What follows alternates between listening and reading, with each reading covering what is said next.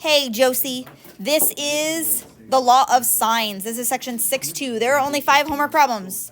They take a little bit of time. They're really not that long, I don't think. So I tried to cut down the homework assignment and make it a little shorter. So here we go. Moving from section 6.1. 6.1 was all about right triangles, right? Right triangles. If you want a little preview. When we're doing right triangles, we get to use SOHCAHTOA. We also get to use the Pythagorean theorem when we're doing right triangles. Those things for non-right triangles, which are also called oblique triangles. Oblique triangles. Oblique triangles are non-right triangles. For oblique triangles, those are off limits. You cannot use SOHCAHTOA. You cannot use the Pythagorean theorem for oblique triangles. So you are limited to 2 things. The law of sines, which is what we're learning in this section, and then 6.3 we're learning law of cosines. Now, you can use, so typically when we're doing SOHCAHTOA, SOHCAHTOA can help you find angles, and missing sides, right? Angles and sides is SOHCAHTOA. Pythagorean theorem will only help you find sides, right? The law of sines could help you find angles and sides, right? So it's kind of like the law of sines is replacing SOHCAHTOA. We just can't use the Pythagorean theorem either, right? Okay, law of sines, all right? So we can use this for acute triangles or obtuse triangles. Both of those are called oblique triangles, non-right triangles. Got it? Oh, homework is right here, by the way, if you didn't get it written down, okay? Law of sines, law of sines. All right. Geometry kids, you guys just got done with law of sines. And yeah, let's go through law of sines. Okay, I'm just going to read this little paragraph right here. For an oblique triangle, given the length of a side and any 2 other parts of the triangle, we can solve the triangle. To organize this discussion, we outline distinct cases involving angles and known sides. All right, we will end up with, most of the time, this coming out with a nice answer. But some of the time, just as a preview, we will end up with bad things happening. Like, for example, here, this is on the 2nd page, we will end up with one side being too short and it not coming down and touching the 3rd side, okay? So we might end up with 3 sides that are not forming a triangle, like they're too short, okay?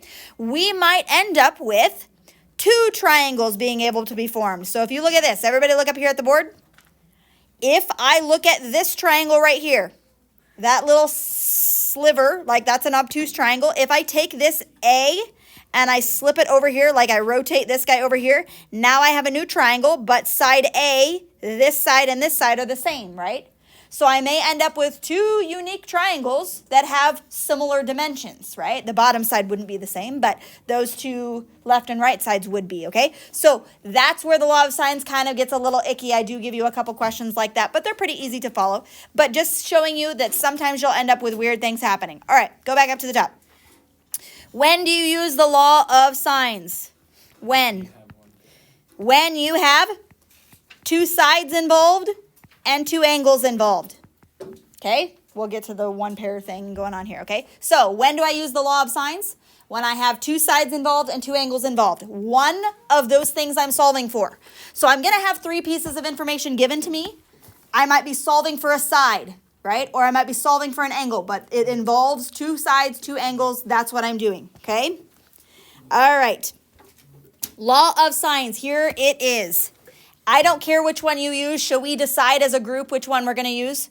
You can either use A over sine A, B over sine B, or you could do sine A over A, sine B over B. Which one do you like better?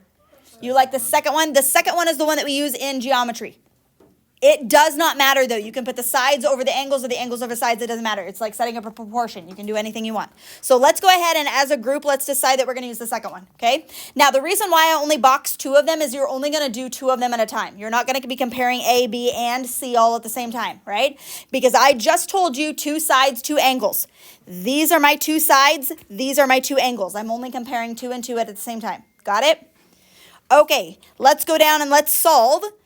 Example 1, it says solve the triangle ABC, all that good stuff, round to 1 decimal place. Okay, here we go. Solve the triangle. So I list out A, B, C, and little a, little b, little c. By the way, How do you know which one is little a, little b, little c if you don't have them labeled like they do? They're across. So capital A is here, little a is across. Capital B is here, little b is across. Capital C is here, little c is across, right? So if they don't have them labeled, that's how they work. Okay, so they give me some information and it says capital A is 31 degrees. Capital C is 76 degrees. And then little c is 19. Not degrees, just 19, okay? All right, there's one thing that I would do to solve first, really quick. Find the last angle. That has to add up to be 180, right? 31 and 76, that's 107. Subtract from 180, like 73. 73 degrees. There you go. There's what B is. Okay, now. What? How'd you do that? Those three angles have to add up to be 180. All angles in a triangle add up to be 180. So just those two added together is 107. Subtract from 180 and you get the middle one. Got it? Good? Okay, now, here's another like, holy cow, this is how I know I need to use the law of sines. Ready? If you have them listed out, ABC, ABC, it's very, very clear to see that you have to use the law of sines because you have one of these. A pair. You have a pair. You have a group. You know C and C, or you know B and B, or you know A and A. And if that happens, you can use the law of sines, right? So I know C and I know C, and now we can do any of the other ones, okay? Would you like to solve A or B? Little a or little b? B. B?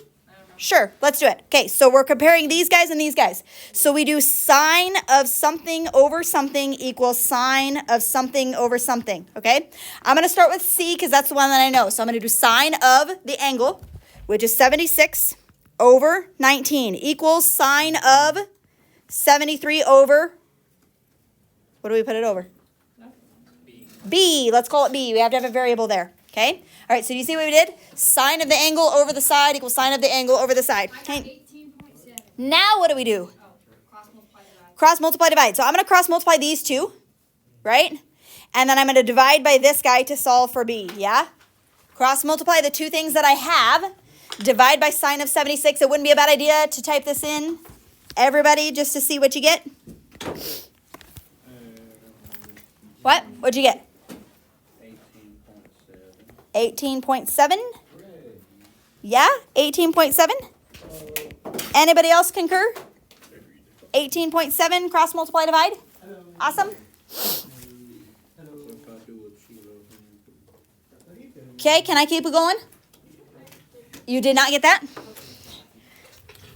So you multiply 19 and sine of 73. And then divide by 7 sine of 76. Yes. Yes. Yeah, there you go. Is that what you got? Yeah. I divided it. Yeah. Oh, gotcha. Okay. All right, are we good? Got it figured out? Whoop. 18.7, is that what you got? Okay, now, last thing, we have to solve for A. Can I do the Pythagorean theorem? No, because it would be nice if I could. Okay, so what do we do instead? Yeah. Now I can still do 76 and 19, so this can still stay 76 and 19, but I'm going to swap this 73 out, and I'm going to make this 31, and I'm going to call this A instead, right? So I'm just doing it again, but with A's instead of B's. Good? Okay, so I'm still going to do same thing, 19 sine of 31 divided by sine of 76. Okay? If you're getting funky, weird answers, you could be in radians, by the way. So make sure that you're not. A equals 10.1. A equals 10.1. Possibly. Cross multiply, divide to find the variable that you need. Yeah? I got it. Yeah? Okay, now real quick, before we move on to the next problem, real quick, do a check. The smallest angle is 31. Is he opposite the smallest side? Yep. Yes, the biggest angle is 76. Is he opposite the biggest side? Yep. You did not get 10.1. Yes. Did you put it in parentheses? Okay, let me make sure you're not in radians because you could be. No, you're in degrees. Yep, you're fine. 19 sine of 31. Oh yeah, but then you still have to divide. So you did this cross multiply. 19 times sine of 31, but then you have to divide by sine of 76. Cross multiply, divide. I didn't do that for you. Not The same stuff. Divided by sine 76. Enter. There you go. 10.1. I don't know. Because I got the same Let's do This can go up. Let's see it. sine 73 divided by 19. Oh, you just coincidentally got the same answer. But you got to cross multiply these guys and then divide by that one. Okay. That's how you got to do it. Yeah, I think it's just a coincidence that you got close to the same answer. Okay, good. Happy with that? Okay, now we're going to go a touch harder. Yeah? Because, They're not gonna tell us something. nah, this one they don't go harder. Okay, solving an oblique triangle. Oh, okay, capital A, capital B, capital C. Write it out. A, B, C. I don't care. Sure. Sure. A, B, C. Okay, 132, 28, 6.8. What would you do first? Find the other angle. By the way, find the other angle. What is that, by the way? 20. 20 degrees? Cool. Okay, so you're going to use C and C. Find A, find B. Go. Use the law of sines. Find A and find B. I hate the law. If you are stuck, holler at me and I will come help. Solve A, solve B. What? What did you say? Oh.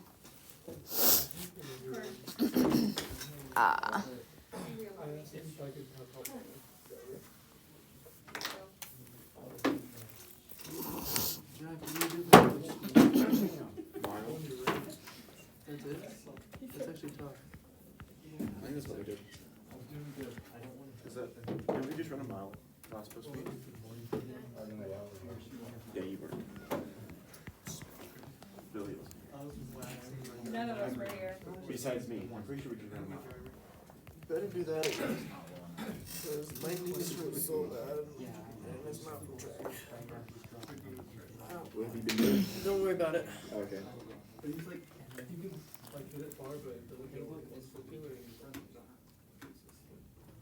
Come here, you, oh, here. I have it, but I need an answer-ish or something. Yeah, that's what I do. I think I did things the wrong way. What'd you get, Reese? 14.8. Yeah, that's what I got. For which one? Yep. A, 14.8? Yep. Okay. And then I got 9.3. Okay. 14.8, 9.3? That's what you get? Beautiful. Not too bad. All right. Is the smallest angle opposite the smallest side? My phone. Yes. Largest angle opposite the largest side? Beautiful. Okay. Last thing before we call it. Oh, shoot. I want to do this. Go to example 3 real quick. Yes, ma'am. Go to example 3 really fast. Well, that's what it should be, right? Yeah. Yeah. But I'm not going to talk about the different cases that you could have just yet. Okay? Go to example 3. We know that we are going to get one solution, but I want to do this one just because. Okay, so everybody watch. This is the hard part. Everybody watch. Okay, solve the triangle. Capital A, capital B, capital C. Lowercase a, lowercase b, lowercase c. Let's fill them in. A is 57. Little a is 62. Little b is 50. Crap. We can't find the angle. We can't find any angles. So we have to use it. This is the hard part. This is the hard one. Ready? Inverse sign. You do. You will use inverse sine. Okay. So the one group that I know is the A's, right? So I'm going to go sine of what? 57 over 62. 62 equals sine of Oh, B. sine of B. We'll call it B or theta or whatever variable you want to use over 50. 50. Okay. So here's what cross multiply would look like. Ready? Cross multiply would look like this guy. That's what I know. And what are you going to divide by? 62. Divide by 62, right? So 50 sine 57 divided by 62. But that's equal to sine of B, not just B, sine of B. So once you get an answer here, you have to take inverse sine of it, right? Actually, 42. Cross multiply, divide. That's equal to sine of B. What? 42.6. 42.6 That's what I got. degrees. Okay, then what? Well, that's it. We can't find C. Yeah, we can. 180 minus 6. Subtract. Yeah, these guys have to add up to be 180, right? Oh. Yeah, I guess. Yep. So what's capital C? 80. 80.4 degrees. Okay. Then, how do we find little c? Use A again. Yeah, use A, and then C and C. You could. Sine of 57 over 62 equals sine of 80.4 over little c. Cross multiply. Do we have to use inverse sine this time? No, because we're solving for a side again, right? Okay, so if you're solving for an angle, you have to use inverse. Always, always, always. Okay, what do you get for little c? 72.9. I knew it had to be bigger than 62. Because 62 is my next biggest side, and 80.4 is bigger than that even. Okay? All right? Good? Beautiful. We'll talk about the one solution, no solutions, two solutions tomorrow. Okay? You should be able to get through everything except for, I think, like 22 and 24. So 8, 12, no, 8 and 12 is all I think you can do. But do 8 and 12. What'd she say? Miss Code. Do 8, do 12. There you go. Are you FFA? Or FBLA, I mean? Yes. Ugh, you're killing me. Why am Okay. I Goodbye, killing Josie.